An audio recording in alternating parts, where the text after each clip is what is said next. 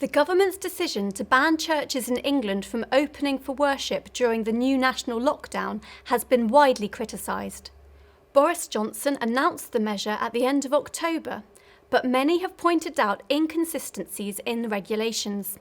The Institute called on the government to provide the evidence to explain why garden centres and universities can remain open, but churches cannot. Professor Chris Whitty and Sir Patrick Vallance subsequently admitted that evidence to support the measure is very weak. We haven't got good evidence on the exact value of each intervention on R. We produced a paper suggesting what that might be in different areas, but really said, look, this is not a very exact science at all. There is some very weak data to imply that even if the place of worship has been incredibly good about being COVID secure, by bringing people together, people can congregate outside and do things which actually do lead to transmissions. But these are very variable, and I think a lot of this is anecdotal, so I think we should be a little bit careful about putting that out as this is a scientific fact, this is just reported behaviours. Over 1,000 church leaders wrote to the Prime Minister to say they are baffled and dismayed by the measure and called on the government to reverse the decision. There seems to be a failure to understand that Christian worship is an essential public service. It is essential for the mental and spiritual health of millions of Christians. It is essential for providing the nation with the hope that Jesus Christ offers. The measure has also been criticised by a number of MPs, including former Prime Minister Theresa May, who put pressure on the government during a debate.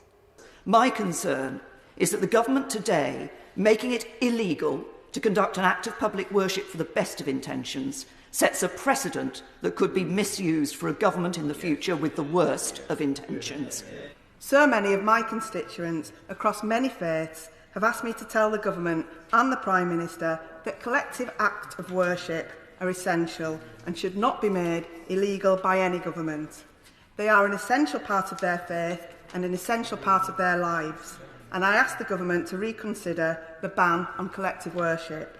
The leaders of all the faith communities have written to the Prime Minister demanding evidence of how it is that people attending church services are spreading COVID. There is no evidence.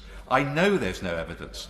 The Chief Scientific Advisor of the government has confirmed there is no evidence. There is no scientific basis for preventing and indeed criminalising people of faith going to collective worship when they do so in a safe fashion, foregoing the right to join in communal hymn singing or music to limit the risks of transmission. That goes beyond that which is proportional. Institute Director Colin Hart welcomed the widespread opposition. It's very wrong for the government to close churches in this latest lockdown.